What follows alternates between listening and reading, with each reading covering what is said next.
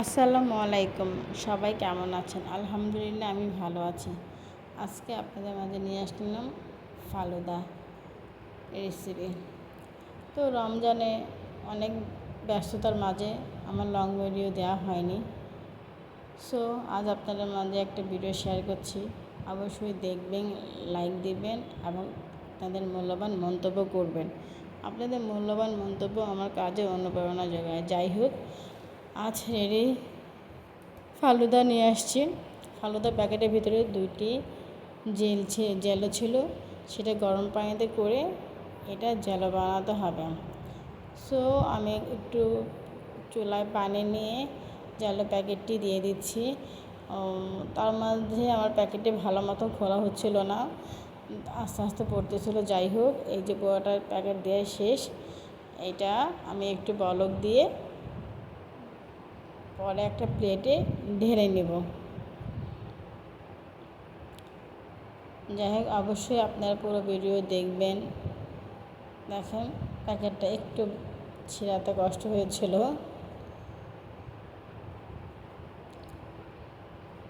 আমার কথার মাঝে কোনো ভুলভ্রান্তি হলে অবশ্যই ক্ষমা দৃষ্টিতে দেখবেন, যেহেতু আমি ইউটিউবে নতুন। তো ওইভাবে আস্তে আস্তে আমারটা ইমপ্রুভ হবে।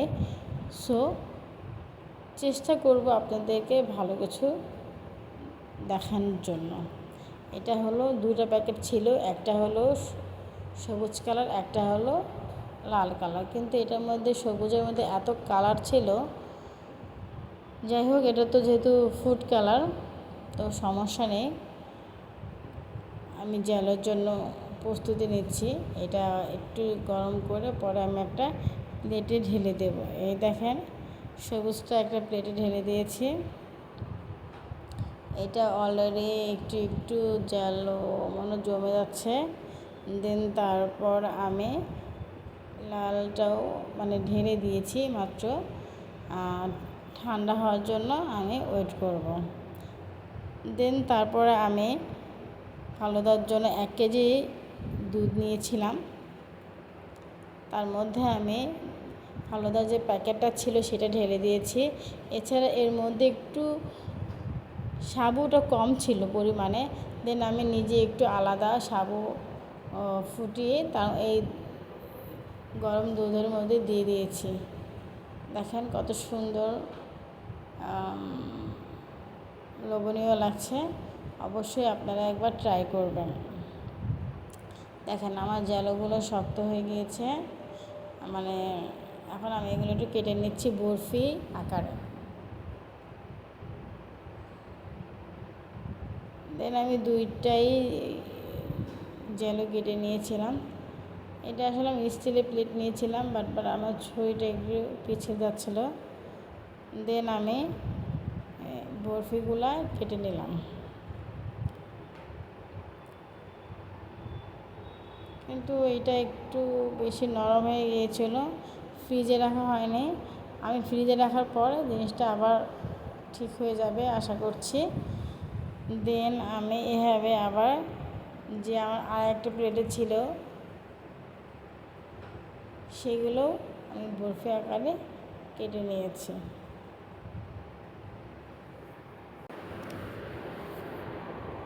দুইটাই বরফি আকারে কেটে নিলাম ফালুদা উপরে দেওয়ার জন্য। এতে ফালুদার কালারটা দেখতে অনেক ভালো লাগবে।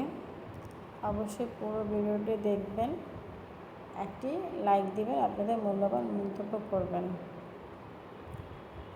তারপর আমি একটা বোল নিলাম।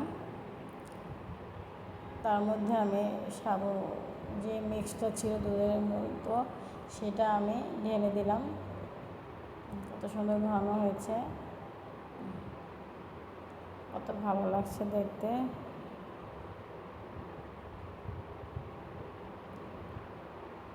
তারপর আমি এই সাবুর উপর যে এক এক করে আমি কিছু ফল কেটে রেখেছিলাম। এখানে আমি আপেল, আঙুর, আনার, কলা,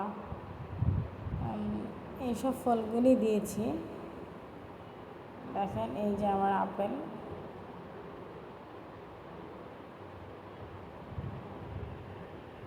আমি আপেলগুলো একটু একটু বড় করে নিয়েছিলাম কেউ। এই যে কলাগুলো কাটার পরপরই কালো কালো হয়ে গিয়েছিল।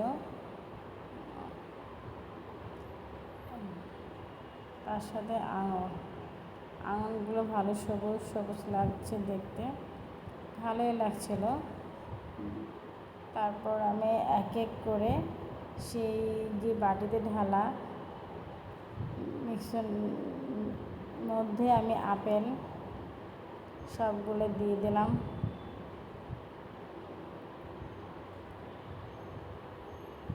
তারপর আমি কিছু আনার দিলাম।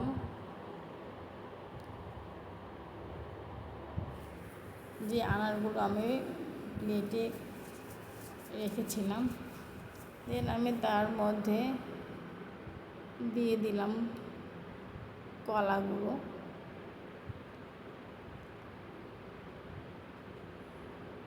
অবশ্যই আপনাদেরকে অনেক ধন্যবাদ এতক্ষণ আমার পাশে থেকে ফালুদাটা দেখার জন্য। যাই হোক, তারপর আমি এক এক করে সব ফলগুলো দিয়ে দিচ্ছিলাম। এরপর আমি আঙুরগুলো দিয়ে দিলাম।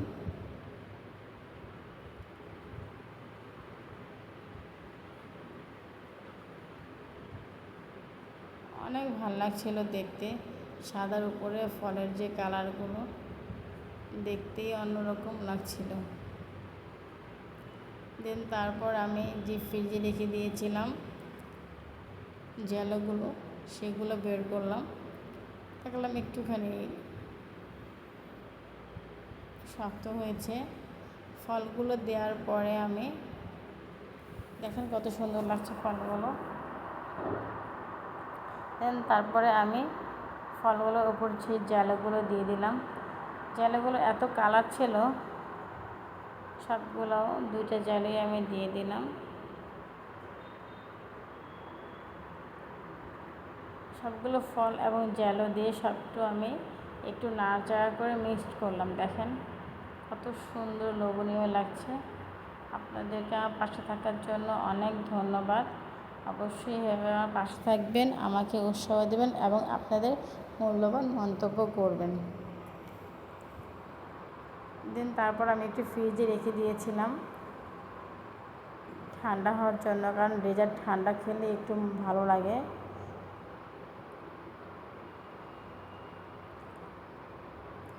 এখন কত সুন্দর লাগছে। চেষ্টা করেছি আপনাদের মাঝে একটু একটু ভিডিও দিয়ে শেয়ার করার জন্য আপনাদেরকে। তারপর আমি একটা বাটিতে পরিবেশন করার জন্য ফালুদা উঠিয়ে তার উপরে একটু আনার দিয়ে দিলাম। এখন পুরো লুকই চেঞ্জ।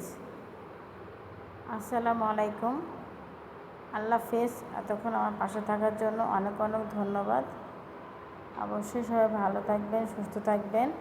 সুস্থতা হলো আল্লাহ তাআলার বড় নেয়ামত।